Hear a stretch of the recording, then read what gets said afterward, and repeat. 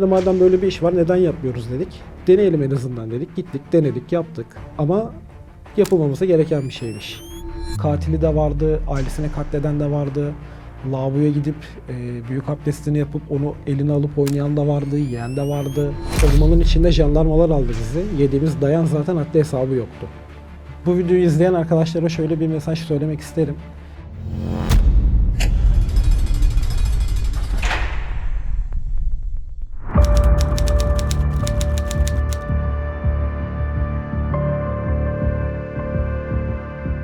İsmim Kerim, 34 yaşındayım. Cezaevine 2 defa girdim. İkisinde de göçmen kaçakçılığı suçundan girdim. Belli bir süre kaldım ikisinde de. Birinde Silivri Marmara Kapalı Cezaevinde kaldım. Birinde Kırklareli'nde kaldım. Buna nasıl başıma geldi? Korsan taksicilik yapıyordum bir dönem. Bu dönemde Telegram'da bu korsan taksi gruplarına ait kanallar oluyordu. Bu kanallardan bir tane arkadaş sağ olsun bize mesaj attı. İşte şehir dışına yolcum var, götürür müsünüz diye. Biz de kabul ettik, aldık ama meğerse yolcuların hepsi göçmenmiş. Tabii biz bunu bilmiyorduk, bilmeden aldık ilk defasında.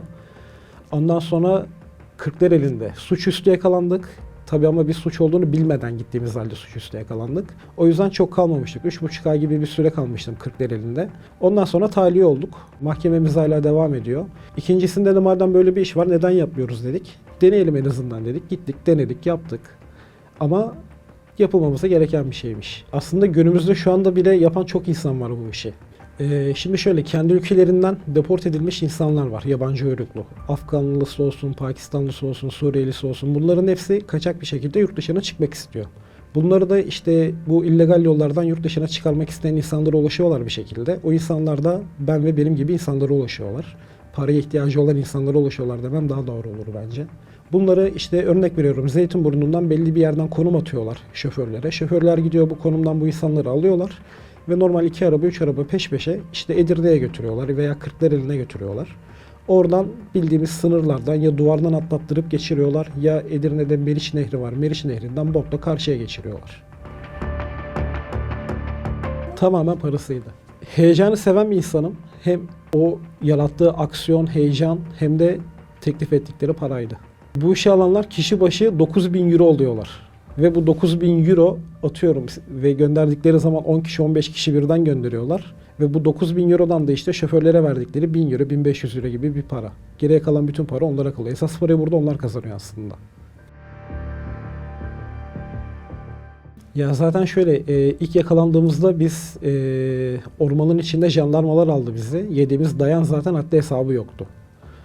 Artık omuzumuz mu morarmamıştı, kolumuz mu morarmamıştı, bildiğimiz etlerimiz çürümüş haldeydi. Yani 6-7 tane jandarmadan biz ormanın içinde linç edilmiştik. Zaten o psikolojiyle gittiğiniz zaman zaten neyin ne olduğunun daha farkına bile varamıyorsunuz. Daha kendinize bile gelmeden cezaevlerinde bu geçici koğuş denilen yerler var. Zaten 2 gün orada kalıyorsunuz. Orada da çok affedersiniz köpek bağlasanız durmaz zaten. Onun üstüne onlardan sonra normal koğuşa veriyorlar ama yattığınız yerde de artık kimin ne olduğunu bilmediğiniz için belli bir süre çok sıkıntı yaşayabiliyorsunuz. Bir de Kırklareli çok küçük bir cezaeviydi. Normal cezaevlerinde mesela malta alanlarınız falan var. Volta atabiliyorsunuz ama bizim orada tamamen 4 duvar arası dedikleri yer orasıydı yani. Cam, penceremiz bile yoktu yani bizim orada. Hücre gibi. Hepsi perişan haldeydi zaten. Ben haber vermek istememiştim hiç kimseye. Özellikle anneme. Kanser hastasıydı çünkü ben içeriye girerken. İlk etapta idare etti bizimkiler. Yurt dışında olduğumu söylediler. İş için yurt dışına çıktığımı söylediler. Ama tabii belli bir süre sonra artık anne hissiyatı mı başka bir şey mi bilmiyorum. Kadın benim cezaevine girdiğimi öğrenince zaten mide kanaması geçirmiş. Onları biz içeride öğrenince insanın psikolojisi daha da alt üst olabiliyor. Abim destek olmuştu, avukatımı falan tutmuştu sağ olsun zaten. En çok da onun tuttuğu avukat sayesinde çıkmıştım. Var. Şimdi bizim kaldığımız koğuşta bölmeler vardı. 7 tane bölmemiz vardı bizim. Ben 7. bölmede kalıyordum. Artık hani içeride 7 ay kaldıktan sonra belli bir süre sonra koğuş müessinlerimiz oluyor. Onlarla ister istemez bir samimiyet kuruyorsunuz çünkü mecbursunuz kurmaya. Rahat bir cezaevinde de rahat kalmak istiyorsanız onlarla aranızı iyi tutmanız gerekiyor. Biz onlarla aramızı iyi tutmak için belli bir samimiyetimiz olduktan sonra 7. bölmeyi tamamen bana vermişlerdi. Bizim bölmeye de sonradan bir tane çok değişik bir insan gelmişti. Adam telefona girip çıkıyordu kendini kesiyordu gözümüzün önünde.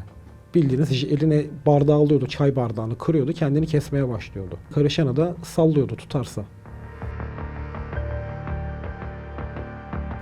Cezaevi yalnızlık demek, bence yalnızlık demek. Neden?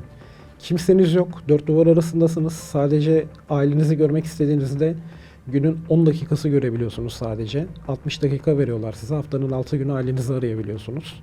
Ve bu 10 dakika normal insanlar için yeterli olabilir ama oradaki insanlar için hiçbiri yeterli değil. Ve ben ondan önce bu söylediğim Silivri'de yattığım dönemdeydi. Bir de bundan önce ben Kırklareli'nde yattım. Orada mesela biz haftada bir gün ailemin sesini duyabiliyordum ben. Sadece cumartesi günleri ankesörlü telefondan 10 dakika. Ama mesela Silivri'de daha o konuda daha şanslıydık. Niye? Görüntülü telefon vardı orada. Haftanın 6 günü yattığımız koğuşun içinden direkt ailemizi arayıp konuşabiliyorduk. Yo, beni çok güzel ıslah etti. Hani istemeden böyle bir şeye bulaşıp da sonradan denemek de bir aptallık da benim için açıkçası. Ama cezaevine girip de o ortamı gördükten sonra bir daha oraya gitmemek için ben ve benim gibi çok insan olduğuna eminimdir. Ben cezaevinden çıktığımda o dönemde hayatımda sevdiğim bir insan vardı. Cezaevinde bir arkadaşımın babasıyla gelmişti. Babası taksiciydi. İçeriden haber gönderiyorlar. Ben kapıdan çıktığımda onunla karşılaşmıştım ve hiç beklemiyordum onun geleceğini. Onunla karşılaşınca ve birbirimize de verdiğimiz bir söz vardı. İlk serbest kaldığımız günde birlikte gökyüzüne bakacağız diye. Ve onun verdiği hissiyat çok bambaşka bir duyguydu zaten. Bir de sevdikleriniz yanınızda, onlarla karşılaşıyorsunuz. Onların verdiği heyecan vesaire, hani az önce de söyledim. İnsan oraya girmemek için bu sefer mücadele etmeye başlıyor. O sıkıntıları bir daha yaşamamak için, aynı şeyleri bir daha görmemek için.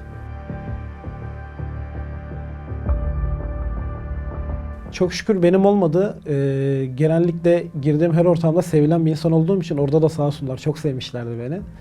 Ama orada bulunan insanların hepsi birbirinden çok farklı insanlar. İşte ruh hastası da vardı, katili de vardı, aile içinden gelen de var. Bir tek uyuşturucu yoktu bizim koğuşumuzda. Çünkü koğuşta da biz normalde bizim koğuşlarımız 28 kişilik olması gerekirken biz 56 kişi yatıyorduk o koğuşta. Ve koğuştaki herkes uyuşturucuya karşıydı.